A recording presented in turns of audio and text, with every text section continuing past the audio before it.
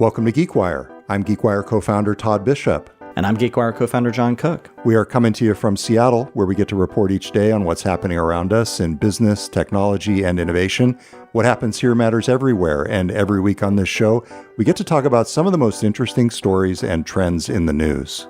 John, it's been weeks since you and I have sat down for a podcast. Yeah, what's going on? I've had some great guests on. Last week we had the CEO of Ecobee. We've been talking all about AI and smart homes and even ADHD with Brett Green, and a great podcast we had a couple weeks ago that a lot of people have given us some great feedback on. So if you missed any of those shows, be sure to go back and check them out. But this week, there was a story in the news that I wanted to start with that really resonated with me, in part because it's this intersection of artificial intelligence and something that you and I have been involved in for, 30 years. Does that make us sound old? We are. Journalism. The New York Times lawsuit against OpenAI and Microsoft took a really interesting twist over the holiday break. Of course, folks will recall back in December, the New York Times sued Microsoft and OpenAI, saying that OpenAI for ChatGPT and GPT-4 and all of the other related large language models had illegally absorbed New York Times content in the process of training those models. The twist over the past week or so is that OpenAI is demanding through discovery requests that the New York Times prove that it is creating original content, that the materials that are alleged to have been absorbed into the large language model through this training process are actually copyrightable. This took some guts, in my view. It was really interesting. I saw it in the court filings, and I was surprised. I think there's a lot of media organizations that you could legitimately raise this question about. I think it's pretty bold. I'm trying to avoid using, the inappropriate slang here, but it was pretty bold for OpenAI to come in and say, hey, New York Times, the gold standard of journalism, prove to us and to the court that your work is original. This gets into all sorts of questions about reporter sources and notes and journalistic privilege. What was your take as you read through this coverage in these filings? Legal tactic. Absolutely. Slow down the process, make it costly. I think it's just a tactical maneuver. Yeah. And we'll see how it plays out. I think I agree with you. I mean, I'm going to side on the case of journalism on most of these. So I think it's a bold move, but it's in the lawyers' hands now. Microsoft and its lawyers did not participate in this particular aspect of the litigation. And I thought that was notable. I think Microsoft is going to let OpenAI really take the lead and bear the brunt of a lot of the criticism in the defense to the New York Times lawsuit. And just to take a step back, this is a consequential lawsuit potentially. This could, if case law is going to determine it, set the standard by which these AI companies train their models and develop the technology that a lot of us are going to be using. So this is important in that way. But Microsoft, in a variety of respects, has been separating itself from OpenAI after getting that initial tailwind. And we also saw this week when Microsoft declined and relinquished its seat as an observer on the OpenAI board, which was kind of a big move about 8 months ago after the Sam Altman ouster. At the same time, Apple has come in and partnered with OpenAI on its latest Apple Intelligence technologies. It seems like the Microsoft OpenAI partnership was one of convenience at the time, and we're now seeing it in all these different respects kind of fade away a little bit. What did you make of the board observer role? That seems to be a move to try to deflect regulatory review and criticism of these deals that we've talked about, where the FTC and the DOJ are not allowing these big tech giants to go forward with acquisitions of companies like OpenAI or Amazon and Anthropic. And so in that way, they've been going and making these investments. And now the FTC is scrutinizing those too. And so Microsoft, I think, is saying, hey, let's separate ourselves from OpenAI on the regulatory front and say, hey, we're not even an observer on the board, even with our financial interest in the company. And the initial reporting out of Reuters, citing a source from the FTC, is that that's not going to work. Like, the FTC is not going to say, oh, okay, you're not an observer on the board anymore, so we're just going to lay down our swords. It's not going to be that simple. I think, to your point, all of this is strategy, and it's tempting to kind of take big picture takeaways from it. That said, I do think that Microsoft is recognizing that it needs to control its own destiny in AI. And it got that initial lift from the partnership with OpenAI. And I think you're going to see Microsoft in the months and years ahead really try to pave its own path and make sure that it doesn't depend on OpenAI, especially given all the partnerships that OpenAI has with the likes of Apple and others. Along these lines, I was really intrigued by some of the coverage. This gets into some of the journalism and AI issues in a different way, of Mustafa Suleyman's comments to CNBC host Andrew Ross Sorkin at the Aspen Ideas Summit recently. I saw coverage of that, and he talked about the fact that effectively things that are on the web are in the public domain. And in the process of covering this New York Times litigation, the latest twist with OpenAI, I went back and actually listened to his entire clip. And it's funny. It's one of those cases where everybody in the reporting focused on the first part of what he said. And actually, let's listen to that. Let's listen to that right now. There are a number of authors here at the Aspen Ideas Festival and a number of journalists as well. And it appears that a lot of the information that has been trained on over the years has come from the web. And the question, and some of it's the open web and some's not, and we've heard stories about how OpenAI was turning YouTube videos into transcripts and then training on the transcripts.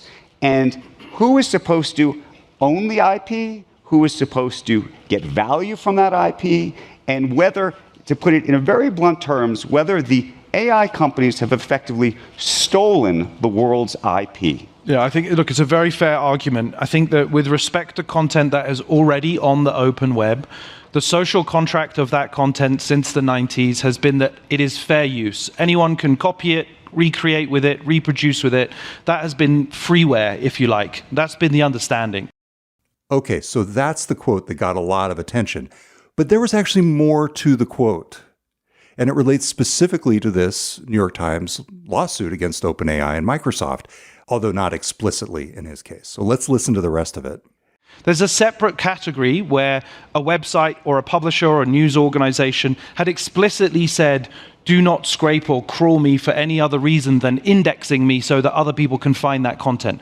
That's a gray area, and I think that's going to work its way through the courts. It's interesting because the first part of his quote was just one part of it.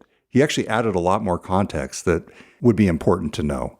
All right, I feel like I'm in full rant mode in this segment, but coming up, we've got one that's more in your sweet spot, John. That is the startup world, and a really fascinating development this week with kind of an all-star team of startup people from the Seattle tech market. Let's get into that when we come back. You're listening to GeekWire, and we will be right back. I wanted a career in IT, but I didn't know where to start. WGU makes it simple. Their accredited online degree programs cover all kinds of IT specialties, and they have valuable industry certifications built in at no extra cost. The payoff? Having those certs back up my degree makes me look even better to future employers. A nonprofit university that includes top industry certs in their programs? I choose WGU. Learn more at wgu.edu/IT certs included.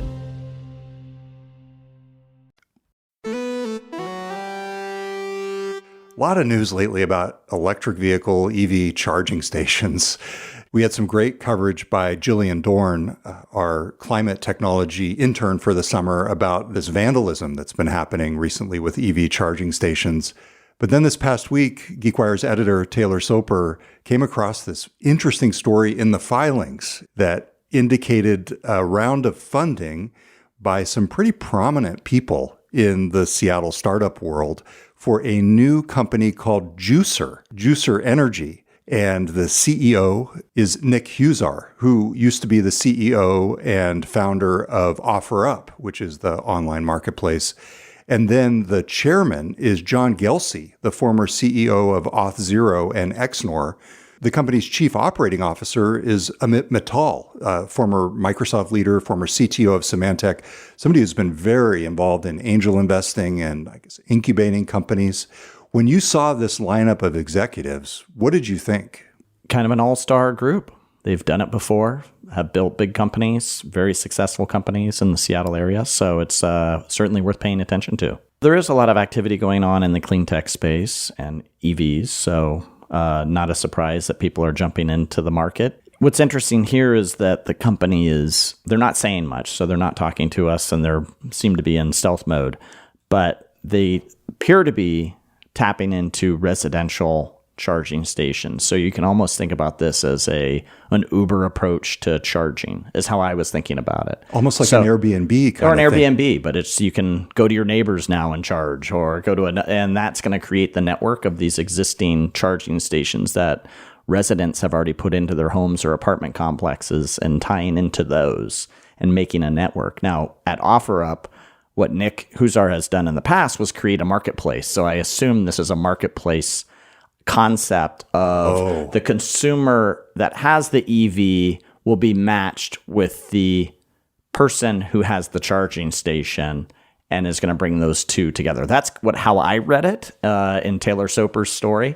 And we'll see where it goes. It's one we definitely want to pay attention to. As you said, we don't really have the details here because the company specifically declined to comment. And that's part of the dynamic sometimes with these SEC filings. It's great for us as reporters because we get hints of things before the companies are ready to talk. And that's frankly our jobs, is to dig that stuff up. Right. And I think if you read this, so you can imagine someone will set the pricing on what it costs to come and use their EV charging station at their apartment complex or their home.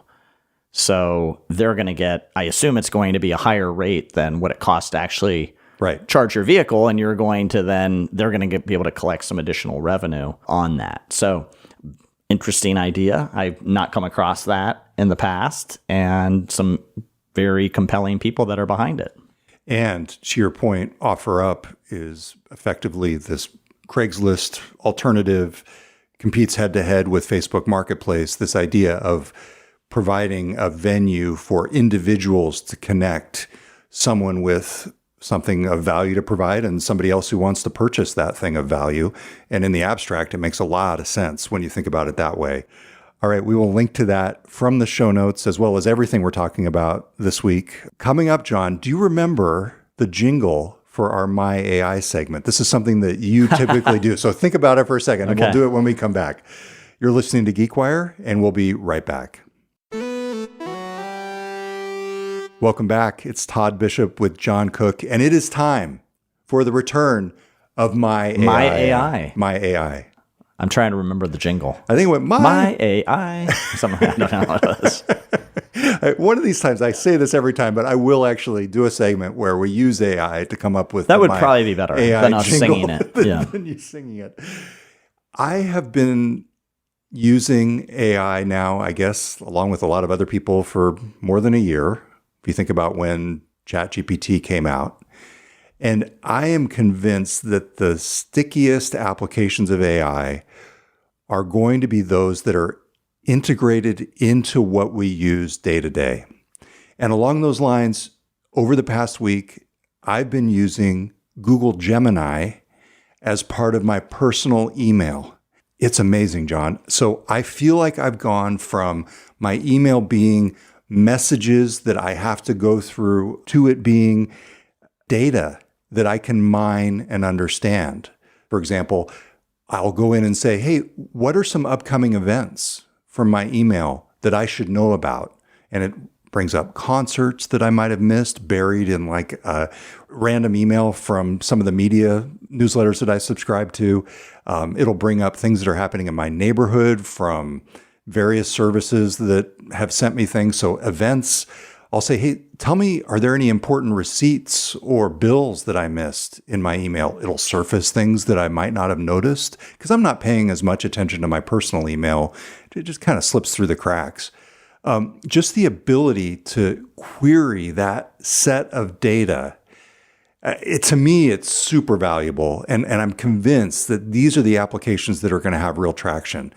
versus the standalone things like ChatGPT or other kinds of standalone AI chatbots, the ones that are right there in front of us. And for me, it's Otter AI, Microsoft Copilot in the sidebar of Microsoft Edge. And now I got to say, Gemini, the fact that I'm such a heavy Gmail user and I have the ability with this to use these things as data. Now, I know you're still sort of in the beginning phases of this. You're not a heavy AI user, if at all. Am I right? Yeah, I am not an early adopter. So I wanted to ask you, would you want to trial this in your GeekWire email if I set the two of us up with licenses? Because it could be the kind of thing we could talk about. I mean, what sort of things could I ask it? You could say, are there any emails over the past 6 months that I need to follow up on as business leads that I might have forgotten about? I'd be really interested to see what it said about that. Asking questions.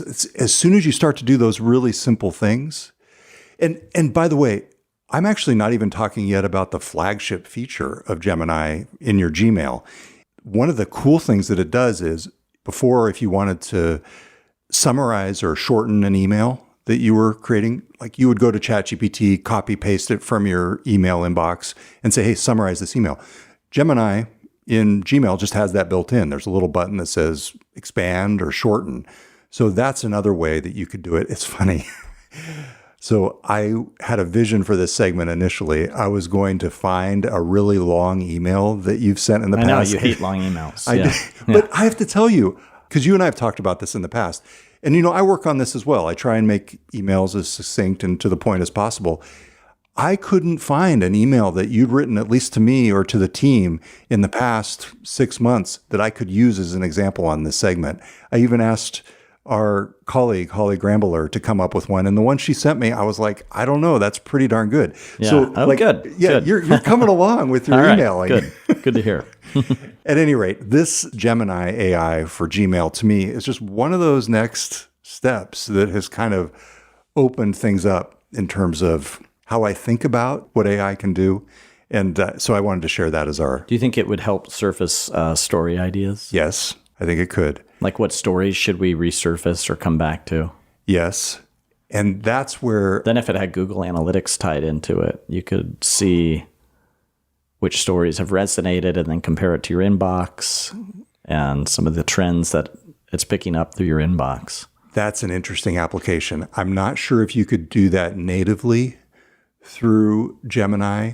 It might take a little bit of stitching things together, minor software development. I actually think that would be even more interesting if you were able to say to analytics directly. And I actually need to look into that, just not even email. Right. Like, hey, what are the stories that have resonated over the past 6 months that would be worthy of further exploration and follow-up today? I think that would be interesting.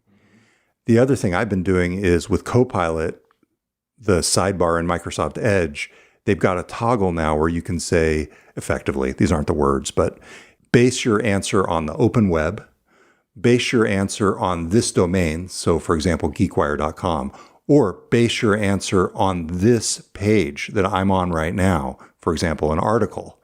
And so when I was writing this past week about Amazon and Amazon's investment in the new parent company of Saks Fifth Avenue and Neiman Marcus, I was able to go in there and say, okay, base your answer on geekwire.com.